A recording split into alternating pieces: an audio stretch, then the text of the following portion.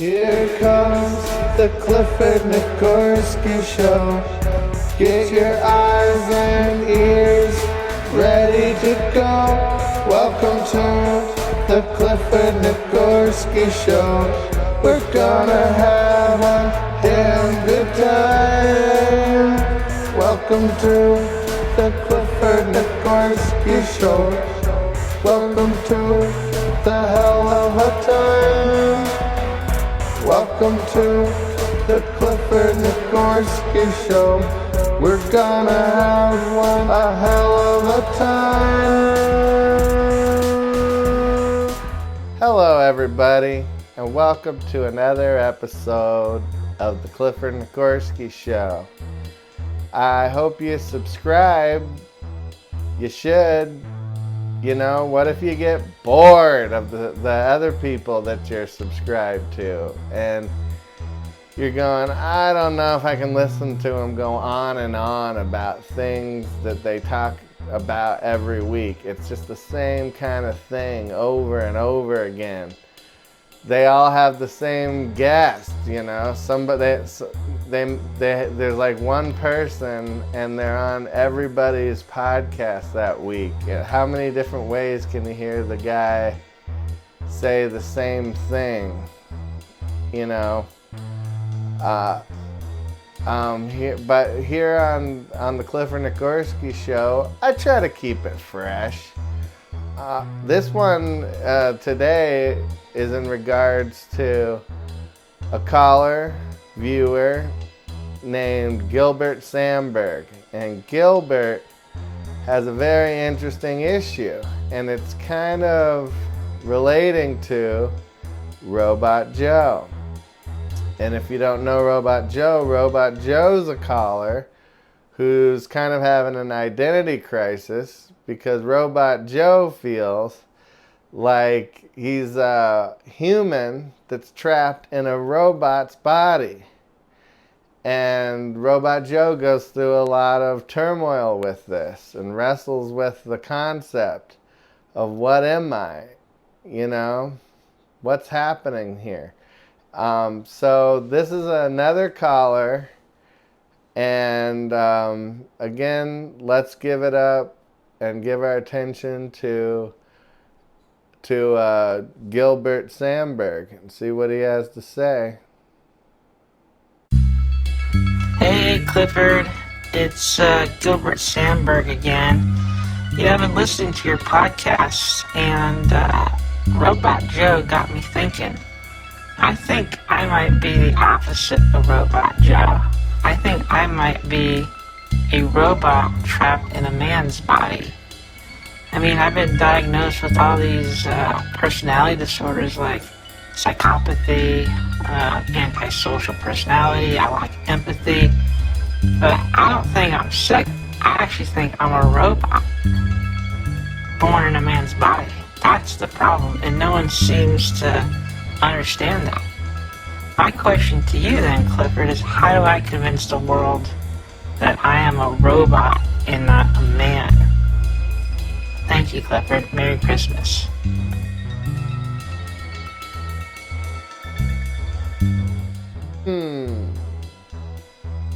All right, Gilbert. I see what you're saying. Gilbert. I kind of took a few minutes to write out a reply. Let me read it to you and tell you what I think, you know, because empathy is a very interesting thing. It's kind of something only humans experience. And, well, let's get into it. It seems as if true human emotion is buried somewhere beneath layers of obligatory human emotion that we feel we must display in an effort to maintain the widespread illusion of empathy. We would most likely have to go as far back as primitive man to find an example of true empathy. There was fewer humans, no long-term agendas, no overwhelming push to integrate the masses from birth, to feel one way or another. The knowledge of knowing they had to find sustenance for themselves, and the ones that were too young to feed themselves, was enough to do the right thing. There really isn't any reason we need to ponder the calamity of a situation in order to observe a situation where assistance is required and act on it. In modern society, we have been programmed to spend more time feeling bad for others than problem solving. Empathy is celebrated in our society. We feel a constant urge to imagine ourselves in other people's dire circumstances. We have characters from stories, books, and film that go back for thousands of years, all giving us examples of how we should emote in any given situation. The times we are currently living in are dense with turmoil. The population is large. How does one go about choosing when and when not to be empathetic? We are being crushed by the weight of anxiety, and each of us requiring the comfort and empathy of others. Many requiring that their pets take on the burden. Some say that dogs and cats provide even more comfort than a human is capable of. Dogs, cats, and every creature in the animal kingdom do not have the ability to feel or express empathy. Perhaps a revolution of rationality is in order. Revolution of rationality is in order. So, with that, Gilbert, all I can say is it human? You know, is that the human experience you want? Do you want the modern day human experience that's been tampered with? Because the modern day human experience is very much like being programmed like a robot. And the way that you're describing that you're feeling almost seems like a traditional, primitive man, more honest and untampered version of existence. You know, because people feel that they must. They're kind of reacting to these, you know, you're watching these TV shows and it's just very celebrated to watch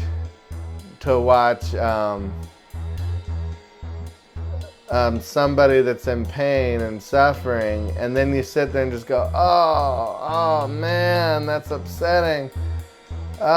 Maybe I should, you know, and you start worrying about yourself. You think about your grandpa who is sick, or think about someone else you know who's sick, and you go through this whole range of like, oh man, these negative feelings. And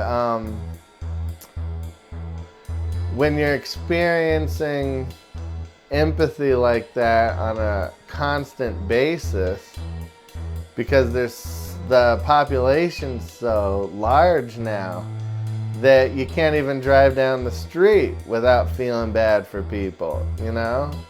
We're just constantly feeling bad for people and having empathy, like, oh, that guy's in a wheelchair. Oh man, that person, you know, has it pretty rough. They're sitting over on the side of the road, and man, that's got to be hard. And you're going through this whole thought process instead of, I know people like to think of it as robotic behavior, or you're lacking something. But wouldn't the best thing for that person be if you didn't bog your mind down with negativity and become overwhelmed? And then just a lot of times people take on so much empathy that they don't do anything. They just go, well, what am I going to do? Am I going to stop and pull over? I'm going to have no money in my wallet. If I give money to everybody that needs money, then I have no money.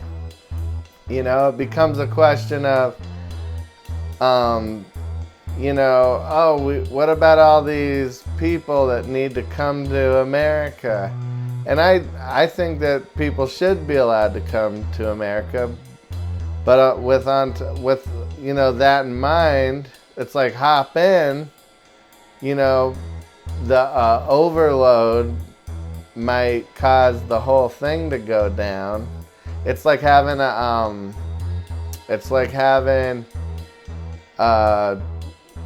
rescue boat, and you're pulling up to this huge cruise, but you can only fit 200 people on this boat safely. Any more than that, the boat can topple over and everybody dies. So at some point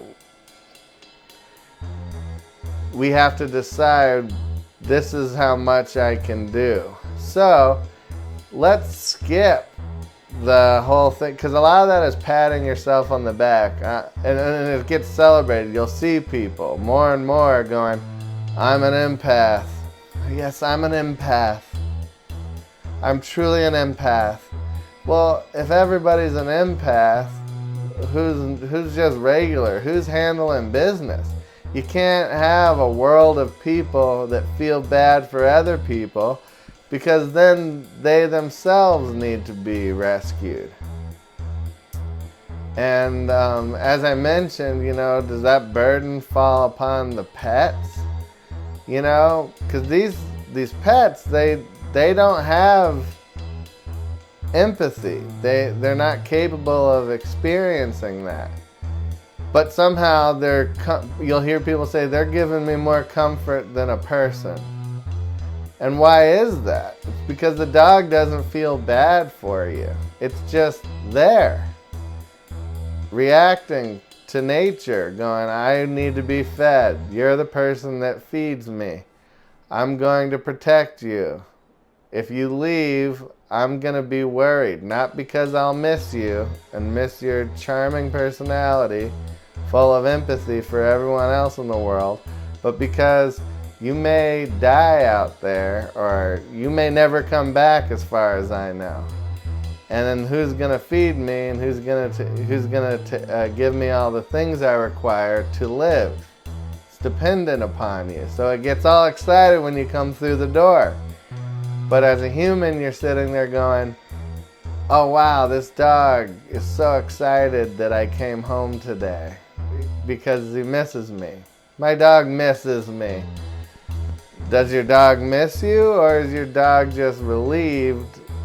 Like the worry is gone of, hey, I'm never eating again. I'm never gonna have the things I need. And when you are home and the dog's sitting there, head on your lap, he's going, let's just make sure nothing goes wrong with this human. Let me sit right here. This is the source to everything I need. So it's resting on you, sleeping on you. It's not going, this guy could really use a hug. That's not the nature of the beast, So you're saying, people say that that's where they're getting most of their comfort. Well, what's wrong, Gilbert, with how you're behaving? Because antisocial behavior, or being violent towards people unnecessarily, now that would be something to worry about. But if you're simply just kind of blank inside, and you wander through the world and You see somebody that's hungry and you go, oh, I don't have any way of helping you. And then you move on. Or if somebody's going on and on about some problem in their life and you're just like blank, sitting there like, can you eat? Can you drink? Fluids? What's the problem? I just don't see how, because you have a problem, other people should then emote and feel bad. You know, I do think that it's time that we step aside and make some room for a revolution of rationality. You know, let's get rational. Let's be robotic, if you will, about some things. It wouldn't hurt. It wouldn't hurt at all. You know, if you told somebody that you have a problem, like, hey, this is my deal. I haven't eaten lunch and I'm starving, and they just stared back at you, reached in their pocket, gave you $5 and said, why don't you grab yourself some food? Would that be, you know, would you be offended by that? Or would you be thankful? Oh, thank you for acknowledging this situation for what it truly is. I don't need someone to feel to do the right thing. A lot of the problems that we face are brought upon ourselves, and if someone says they lose their job, what would a rational person do? What job did you lose? Oh, they fired me from Walmart. So what? I need this job at Walmart. You hate that job. You don't want to be there. Who cares? But I need it because I'm trying to pay my rent. You're going to have to find another way to pay your rent. There's no reason to feel and go, oh no, not your job, because maybe you shouldn't have been in the situation to begin with. I don't know. That's all I'm saying. I hope any of this was helpful to you, Gilbert. You know, I don't have all the answers, but I do want to say I think that you're perfectly fine.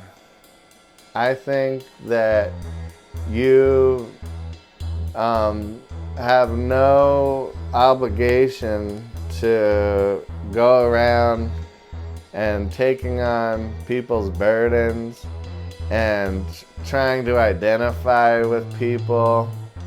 You know, I know we see it in commercials, and we get manipulated a lot by the media by pulling at our heartstrings and making us feel. The commercials these days are getting more and more emotional.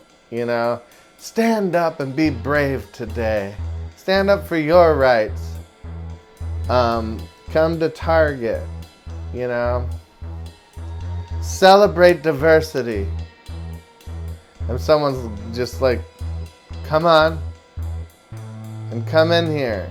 Come and celebrate diversity. I'm not trying to celebrate at Target diversity. I'm not trying to do that. Can a guy with no legs find a, you know, I don't see them selling pants with either the left or right leg removed. You know what I mean? They should sell pants for people with only one leg.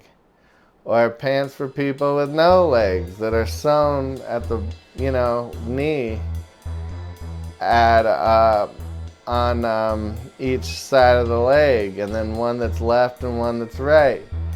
They should have things that accommodate everybody. Would it kill you to do like maybe a small person, like a midget, mannequin. You've got all these other mannequins. You can't have a man. It would be really easy. You take the kid's body, you put the adult head on it. There you go. You just pleased a portion of society. So, if you don't want to go all the way with it, how do you really pick and choose who to have compassion for in this world and whose diversity you want to celebrate? I don't know. But I'm going to leave you guys with that. Have a beautiful day. Have a beautiful night. Have a beautiful everything. Maybe I should practice what I preach. Do with life what you will. Be miserable. Be happy. I don't fucking care. Bye.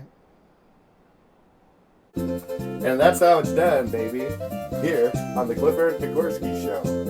Enjoy whatever time period you're about to experience next.